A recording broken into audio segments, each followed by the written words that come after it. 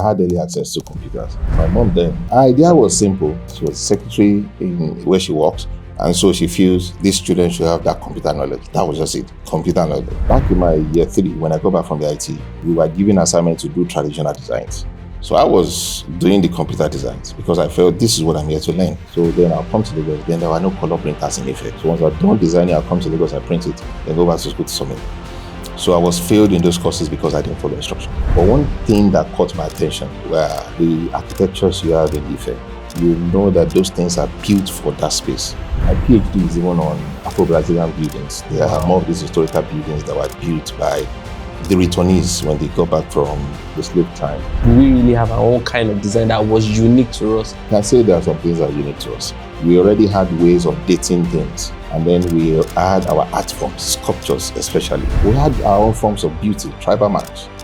They were all means of communication that I can tell where you are from. Last semester, I had 12 courses that I had to teach in a population of about 150 students, 140 students. I was just exhausted. And I asked myself, do I really want to continue? In terms of the future of branding and design, what are things that you hope to see? And how do you think maybe young creatives can start preparing themselves for that future? All I would just rather say is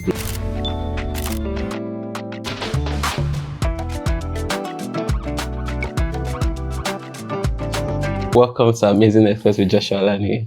Thank you so much for having me. Awesome, beautiful. It's going to be an interesting conversation. But I think a good place to actually start is there's this common saying, or maybe design is just making things look good, or maybe art is just there just to be nice. But just with your work, with your experience, doing in the arts, in design, building an agency, working for clients, I'm sure design goes beyond just that. Shows how design can influence culture, can influence business outcomes. At what point did you realize that it goes beyond just something looking nice, something looking great, but it can still drive impact, it can still drive growth?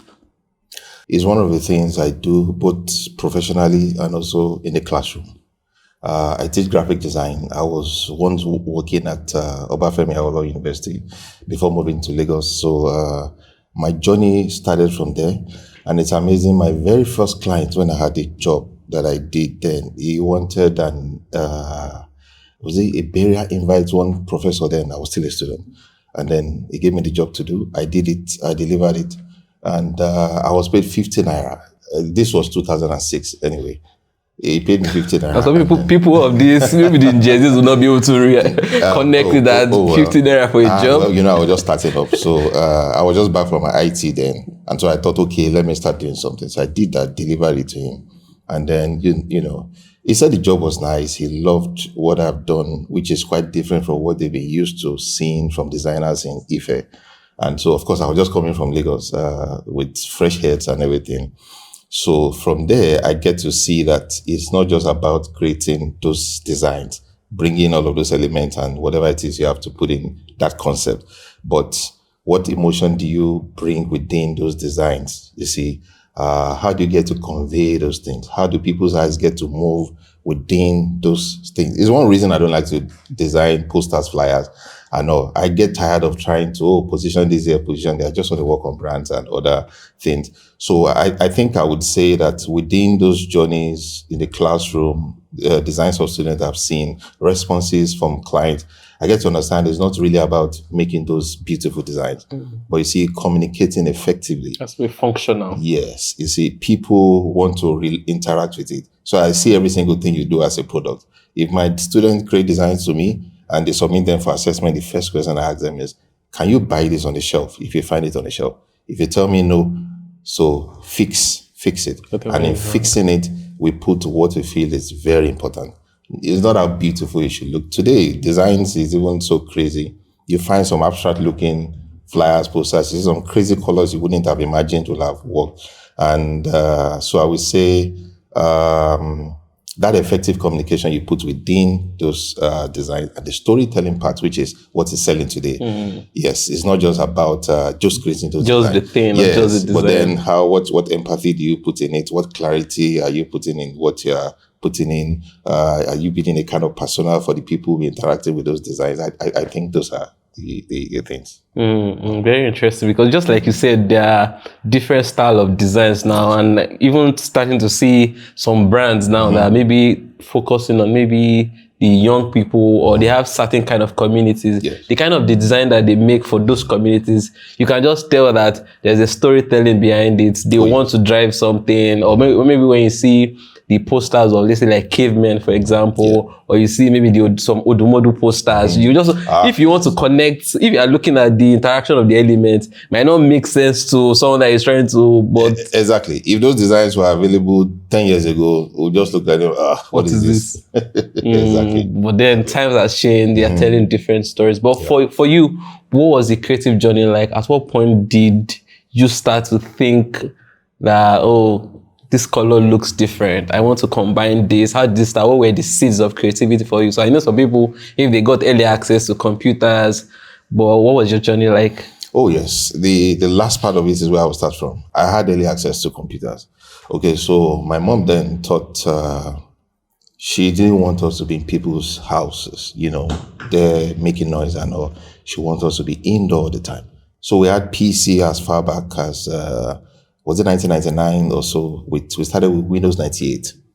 And we had this call head desktop. And you have this mouse that has this trackball in it. That ball could be very, very heavy. I realized, Logitech tried to bring something like that. They put something quite weighty on the mouse, because the mouse those times were heavy.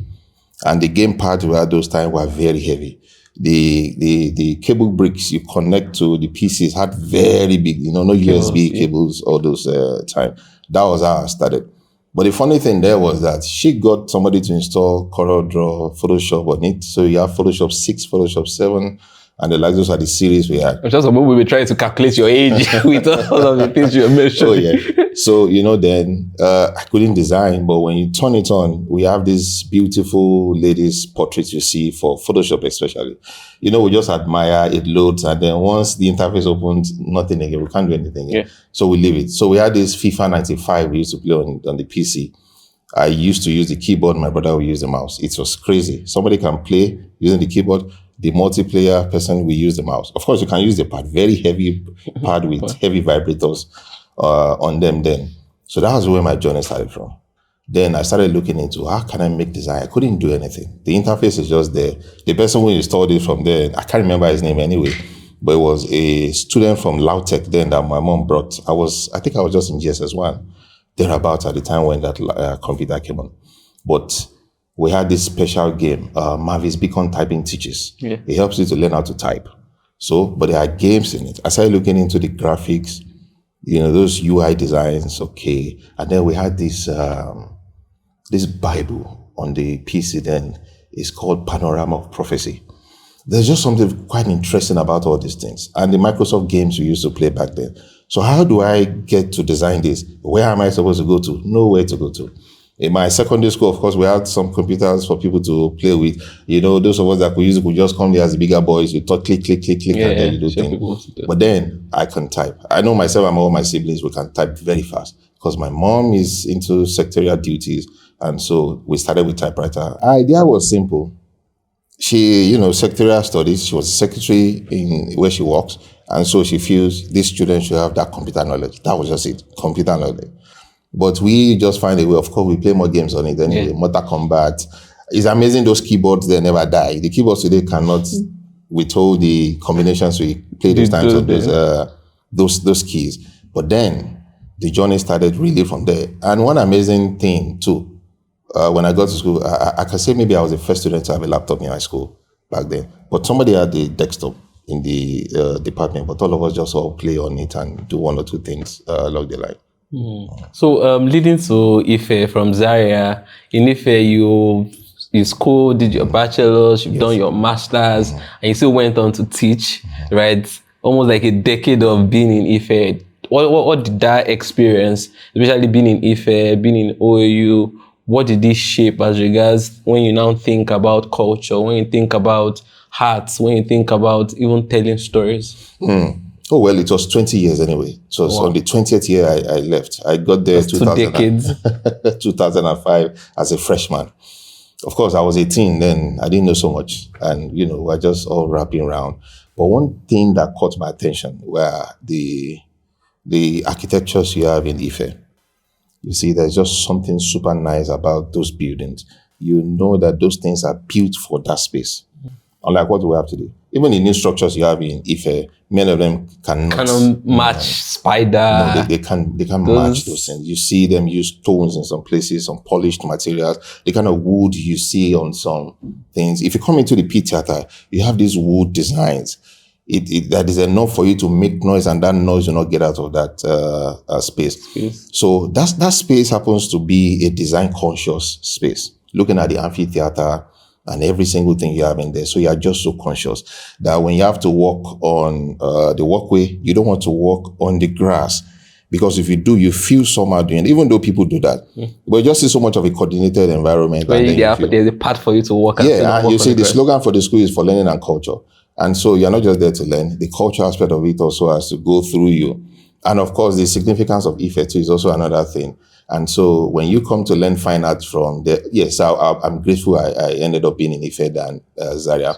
But of course, those are very good, great art schools you want to talk about when you're talking about art schools in Nigeria. But that part of Ife, the cultural aspect of Ife is one sweet thing, right? So you have these courses you also learn, which is called the art history courses, where you are taught the African art history. And then there's this course I took in architecture, African architecture. I did that for my year 1 and year 2. It's one of this thing that gives me a form of affiliation with Aki department. My PhD is even on Afro-Brazilian buildings. There are more of these historical buildings that were built by the returnees when they got back from the slave time, And so this culture embedded system is what you find in that space. And it has been in the background of whatever it is that you do. So that even when you start creating art forms, you are so conscious that you want something Ife within what you are creating. You have those motifs that you find on those artifacts and the likes. Subconsciously, you are just putting it.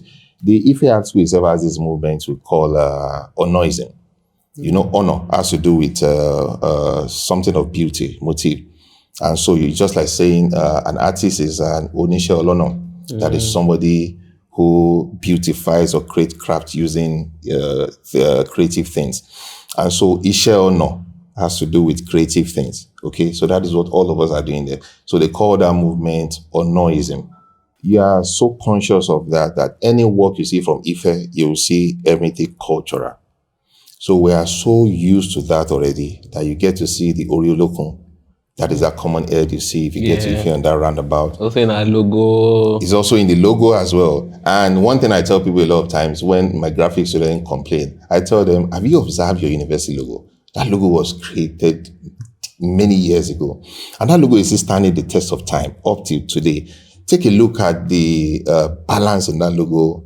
If you break it into two, the symmetry, everything is just so awesome. When we create art, you want to say something about it. You just don't create a circle and say it's just a circle. Yeah. You want to discuss life forms by just creating a circle and you are relating it to life forms, where we all start from, and then they see the circle. We are trained to do that. So I think it's been a part of us if you finish from the Ife Art School. Interesting and beautiful. What the culture stands for, the people, and then learning and crafting a style of design also that we can also infuse in other things. I think that's like very interesting. So now with all of those knowledge, how do you, because there's a place of, now a lot of people, we've learned maybe some of the principles that the Western people maybe created in terms of how design should look like, the spacing, but still we're very rich in culture, very rich in heritage. We're coming from somewhere. How do you try to, with all of this richness, how do you try to infuse the cultural elements, the African identity, without trying to feel like their own, without losing the essence, but still, it's still something that foreigners, people outside the world can also relate to? Well, I think the job matters. There are some jobs you don't have any choice. If I happen to be a beverage brand here in Lagos, you are limited to whatever it is you want to do. But of course, if it's a traditional brand, like let's say Origin, of course, they already have a name that already goes down to the core. And whatever it is you want to do, you want to go cultural. But when you're doing something for Pepsi, of course, we can still have some cultural elements within, but it only matters with the kind of events they want to do. Take, for example, most designs we do for Ife event and all, we can always bring that in a lot of time. One amazing thing even happened. When I left and moved to Lagos, there's this, if you go to Ife and you check the front side of the Senate and the side of the Senate, there's this long banner design you have there. I designed that. That was the period where we were to put some images of Ife in it. Some people in the room didn't want that in because they feel, no, it's making it too cultural. My argument was simple. We're in a cultural space and for learning and culture. And the logo itself is also on the university gate, is on the university logo, everything. So there's nothing wrong with us putting it in there. So they didn't want that. So we just thought, okay, let's just put the great Ife and find a way to put the diacritic, that is the tonal marks, Ife, Redo, on the thing and put the dot under the E. So those are some few things we try to bring in. And then some of those motifs that are African, we'll bring them in. Of course, there are some borrowed motifs you see our friends use from Ghana sometimes. And iconography and iconology is one thing I study a lot of times. And in that, you talk about motifs, what they mean, how do you use them, where do they come in, how do you get to place them? Yeah.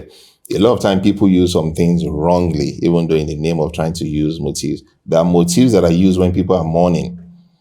I can imagine when you don't know what it means, you just bring them you just go online, you grab one motif and you just use it in your project. Yeah, but there's a form of acculturation that happened even when the return news go back, where you find some similar motifs in Ghana, you find it in Nigeria, you find it in some other places. So there are some motifs you find that, cut across spaces.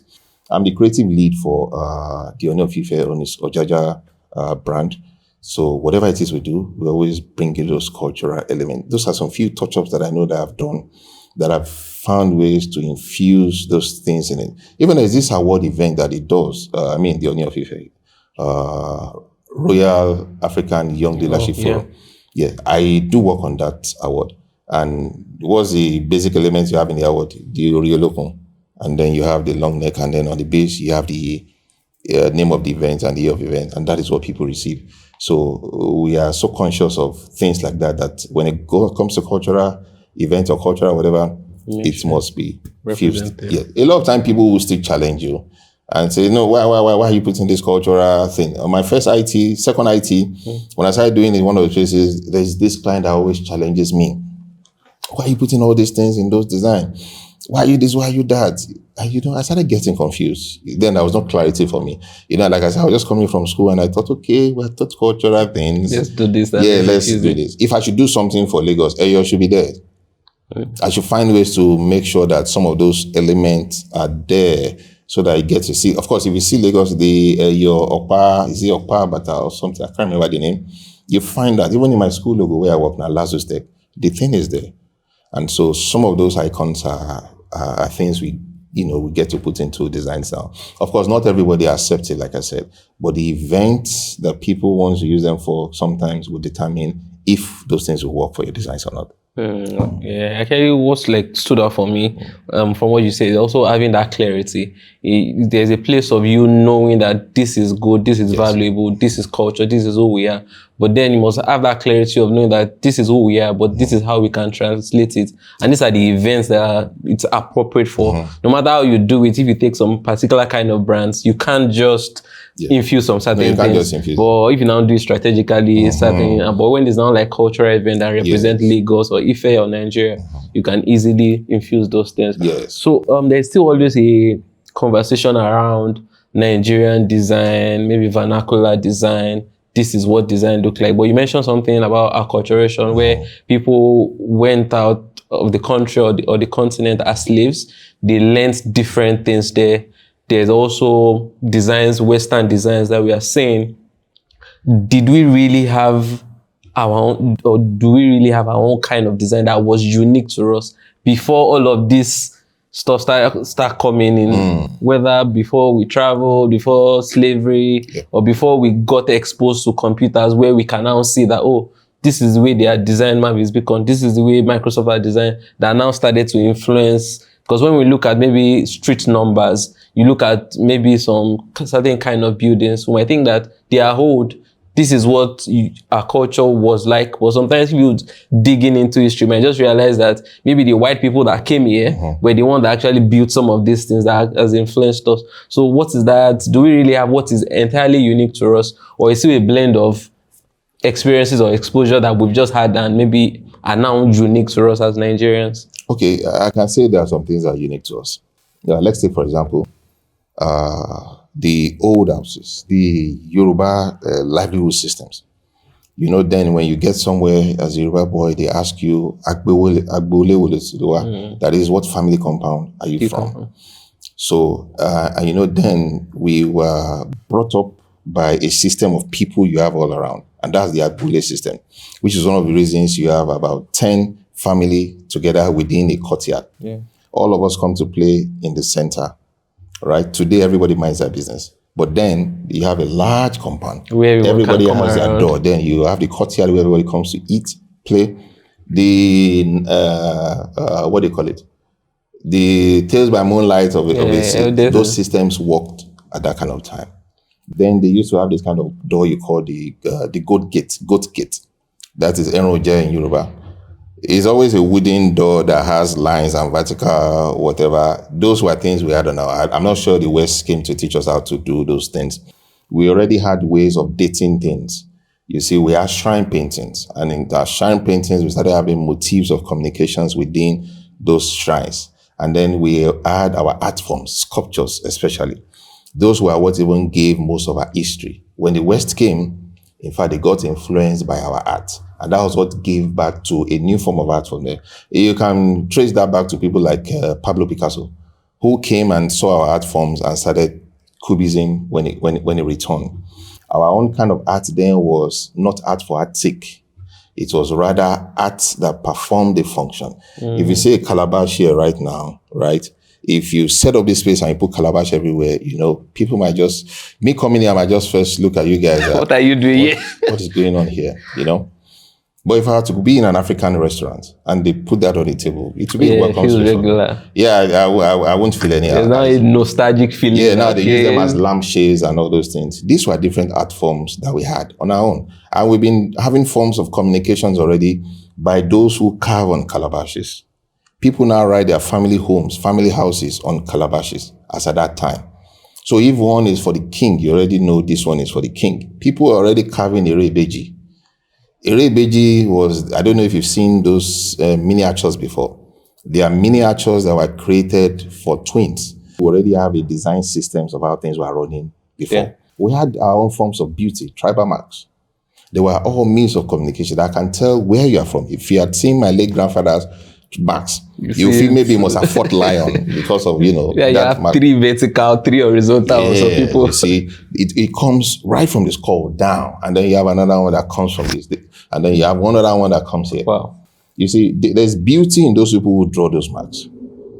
These artists, artists are even seen as superhuman beings those times. You are seen as next to God, because they feel it's not ordinary. But today is wishy-washy. When you see artists, you just feel, what are these ones That's regular. doing? So we had a system that was working before, even before the whites came. But, they brought a system that enhanced what we have been doing. But many of us got influenced by what has been coming from there. Let's go back to the 60s and all, and take a look at how the barbers' posters used to look like. Barber shop. I don't know if you've ever seen. You can check online. Maybe you might find out the posters. At least in my grandmother's house, there used to be a barber shop that was close by. They had very nice posters. There's a way we used to do our designs then. And they were more like manual systems. And then, at least back in history, before the print media, they had letter sets where you have posters that come in magazines. And so we had those systems that are already working for us. Some people are able to merge some of those systems together, and I think it works. Interesting. You took us through the journey, took us through history, which I think is important for us to have this foundational knowledge. Oh, yes. So you now know that this is what we have, this is who we are. Yeah, these are the influences we've had. This is how to use them. This is where it's necessary. And this is how we can also enhance what we have so that we don't just lose entirely our culture and the means to maybe westernize or gain their validation. Oh, yes. Yeah, but find that sweet spot, mix it, and get the best out of it. Hi there. I know you're enjoying this episode, but we need you to do something. Please double check if you've subscribed to the channel. If you haven't, click on the subscribe button, like, share, and most importantly, leave a comment. Tell us what you found very insightful, very valuable from this episode so far, or by the time you complete the entire video. Please do that right now. That is one way that it can help us to continue to keep the lights on. Please do that. You can get right back into the video. What was the shift like moving from just being maybe a student of design or just a creative person to now teaching design? And what are the stark differences? Things that you see, that you saw as a student, that you now see differently as someone that teaches design? Okay, teaching was not what I thought I would be doing. Yes, so back in my year 3, when I got back from the IT, the head was hot. And we were given assignment to do traditional designs. So I was doing the computer designs because I felt this is what I'm here to learn. So then I'll come to Lagos. Then there were no color printers in Ife. So once I'm done designing, I'll come to Lagos, I print it, then go back to school to submit. So I was failed in those courses because I didn't follow instruction. Oh. So originally, that was an extra year for me already from my year 3, But I saw it as a challenge that, okay, computer is the thing that I feel that we should be using here. The manual system, maybe in our year 1 and year 2, we can learn that basic one, it's fine. But at year 3, year 4, where you specialize in those areas, I think you need to start working with those better design systems. And so I took that as a good challenge for myself. I had extra year already. Did I stop? No, I continued using the computer to teach. So there was this head of department that was there, Professor Ademoleya, who happens to be my supervisor for my master's and my PhD. In fact, he was one that moved me to do animation for my final year project. Then I did something on 3D animation, then using one of these Japan Yanibo's story where the Japa ate the food meant for the wife to get pregnant, and then the stomach got swollen. Yes. So when I finished, and I was there with the extra year, then this professor, who was the HOD, Professor Ademoleya, said, can you assist your guys, to teach this aspect of design that you know? I said, oh yes, I'll be willing to do that. So during my extra year, one of my lecturers, Professor Ijishakin, now, allowed me to assist with those computer-headed courses. And so I started doing it. He on the side too was also doing things, and I'm happy with his own growth too as well. He was taught the traditional way, but he also imbibed, the technology we have today. And today he makes his own design on his own, which is very good. So I started assisting with those courses with the student. And that was where the love came of teaching. And so, I just looked at it, okay, do I want to go to Lagos after school and join the industry? Sometimes I do have mixed feelings when I think about it. That maybe you should have. Maybe I should have. Things should have been different for me today in the design space. But on the other hand, there's this level of fulfillment I get when I get to look at the product that was churned out of the department as I then.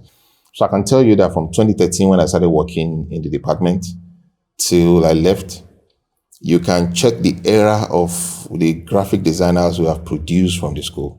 And each time I take a look at every one of them, I can mention those names. And I can tell you that I'm so glad, even if I didn't have any direct impact on them. But I can tell you that within those periods, we started having great designers, many of them are running the industry today.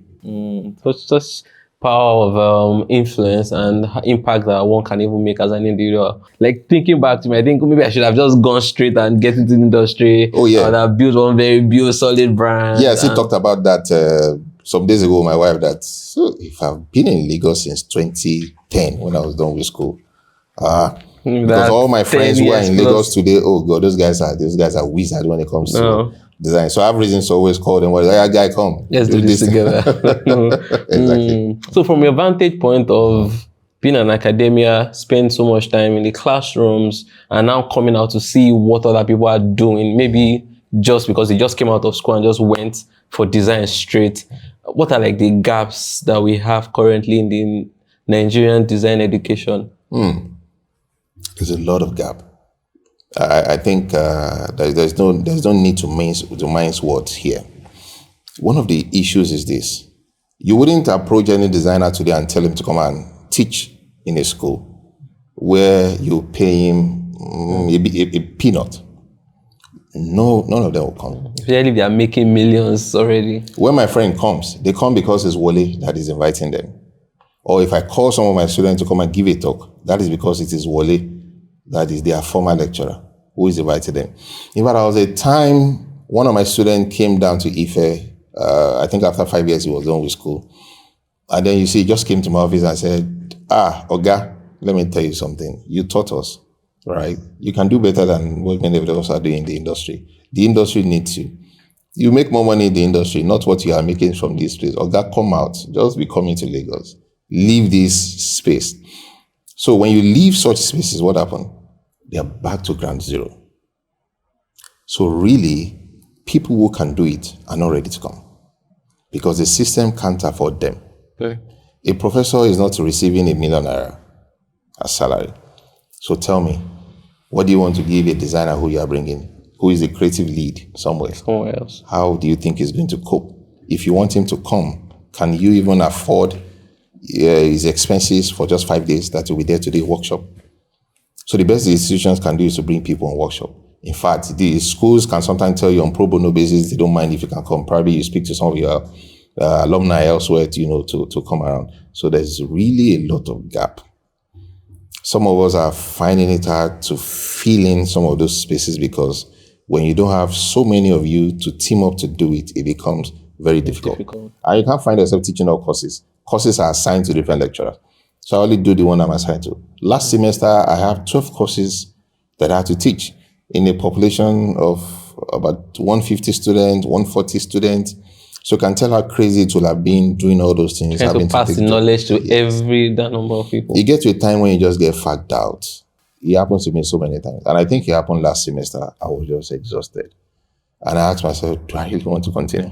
I have other thing going on for me that is fine. Do I really want to continue? But then, okay, as far as I'm still within it, let me just continue. But the crop of students we now have today is also another thing. At least 10 years ago, I can say we had students who were ready. I have students who always challenge me. I have one of my students then, Scotty, Samuel Obadino, Ayoluwa Nilola, Olamide Agunbiyade. These guys, as you're coming to class, you already have things to challenge your head with. Yeah. So if you're not up to date, these guys will just outshine you. So you are prepared. But today, you don't have any students coming to charge you. You just come to class. Okay, and you see, where I am today, electricity is one issue. In Ife, of course, 24 hours electricity, so there's no issue with using projector to teach. But here, no light. So how do you now get to pass that knowledge? You can't teach design with your word of mouth. You need to show them. So sometimes I push some courses, some classes, online. But you see, the students' readiness even online is crazy. They just feel, it feels I'm just wasting time. But we're not wasting time, we just have to do it. And I think it's one of the problems in education generally today. So do we have a gap between how the industries and the design spaces in school? There's a wide gap. That really needs to be filled up. Which is like very, very obvious. And it's interesting to see how these things play. But what do you think that individuals, maybe creatives, I know that there are a lot of pockets of people, communities, doing trainings, Tunde is doing Umbari, building stuff, teaching, and a lot of people with different courses, but to still merge that gap or close the gap or to still help, like now you leaving now or someone that has been holding the fort in some of these institutions, them leaving now, will leave a much more bigger gap, right? So what are the things that we hope that, I'm sure there are things government should do, which we hope that they will do, but are there still things that maybe individual creators or creatives can do to still help or maybe give back in sort of a way? I would say giving back is one good way. Tunde had something working in Ife campus before he finished. I didn't even know him. I just knew campus was there. Then I have this student, Mary Afolabi. Yes. Mary was also with she was the one that told me a lot about campus. Incidentally, Mary, very good in design. She was in painting, but today she's one of the industry lead in her space, and I'm very proud of what she's doing. So, but it will take people like them to come together, create a community, because the community system is one of the ways these things can work out. to start supporting some of these schools. It's not, of course, having those schools you have, just like Umbari, outside, is still good. Can some afford it? Some might not be able to afford those systems too. But you also will need some forms of funding, Yeah, even if to you want to also true. go in there. So it's just a thing of what you want to give. You also will need Must have something something. before you decide to give. But giving back is one of the ways that can help. Probably a 2 times meetup. But what's her name? Is it Bolanle Banwo? She had something she was doing for female designers across schools. Yeah, if somebody comes up with initiative like that requires merging up with schools, someone like me would even love to jump on things like that.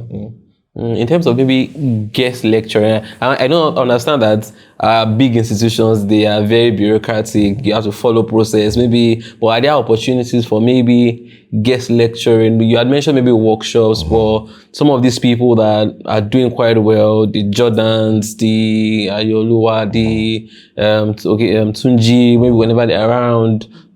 Is there opportunities for them to just come in and maybe teach for a week? Yeah, schools like OAU, you see, they said it, I think, sometime last year, they are open for pro bono, Okay. whatever. If you come to them that you want to, they are open, they'll give you spaces. There's electricity, anything you need, they give it to you. They'll make sure the facility is there for you. Yeah. Of course, you have to come with some things to make it work.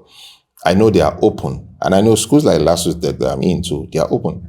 Once you speak to them, they love that. You see, we know we send students out on industrial attachment too, so they have those experience. But you see today, here, students behave funny even when they have to go for industrial attachment. I tell them in Ife, all of us will leave Ife to come to Lagos for attachment. But you are in Lagos, you are in Ikorodu, you don't want to leave Ikorodu to Island to do attachment. So the student culture is also another thing.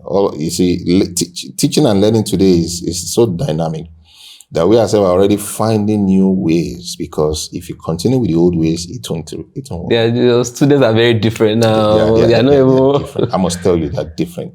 These are people who don't care about grades. They can come to you and tell you, oh, guys, saw my score. I wouldn't mind even if it's a 40. Maybe the student fails. They can just tell you, we don't mind even if it's a 40. We were keen on having A's and B's, but they are keen on just having 40. I think we're in very interesting times. Yeah, we're in very interesting times that, you see, we need to critically sit down to look into how to make some of these things work. That interest needs to come back. And I think that is where the gap is. Interest on the part of the students is one thing. Funding on the part of the institution and the government is also another thing. And then support from individuals who work. But they too, they must be motivated by the finances and also the responses from the people they are talking to. They are reaching out to. I think it's a cluster of different things that must happen to really make things work. So with some of your outside like teaching, you also have an agency brand that you're also building, working with SMEs, helping them with their branding and all of that. So in your journey of doing this, interacting with different business owners, what are some of the biggest maybe misconceptions that founders or business owners have about branding or about telling their story that you had to correct, or that you think that a founder or a business person listening now can pick up and implement and just improve their branding? So this has been the core of my discussions in some of my speaking engagements. So a friend of mine linked me up with Ayo Akitujoye, the CEO of Caladium Consulting. So he owns himself and Slim. They are the conveners of our Lagos SME Bootcamp. Okay. So I think I joined them after the lockdown, and I saw a great opportunity on their platform. One good thing they do in that platform is all of us who are there were all volunteers. But the sweet thing is that they open you up to opportunities. And so if they have clients for you, they give you clients for free. Work with them. And so when we started working with those SMEs, then we saw the gap of the misconception of branding. When everybody's starting off to do, the first thing they want to do is, I want a logo. Somebody just calls you, I need a logo. When you give them a charge for logos, they say, no, that's too much now. Today, now that you have Canva, everybody just go download it, and then they tell you that this is my logo. So the message to them has always been, it is not just about that logo. Let us sit down, let us craft this brand. Because all that matters about your brand is what people are saying about you. Oh, I just had a bottle of Coke. Is it chilling? Is it refreshing? Or I just took something, I just feel like, what is this? Why are you trying to copy Coke? Can't you just make your own cola drink and not taste like Coke, But when you try to taste like Coke, we see the gap. And then we feel like, no. Don't do it that way. You're selling chilies or you're selling suya yaji.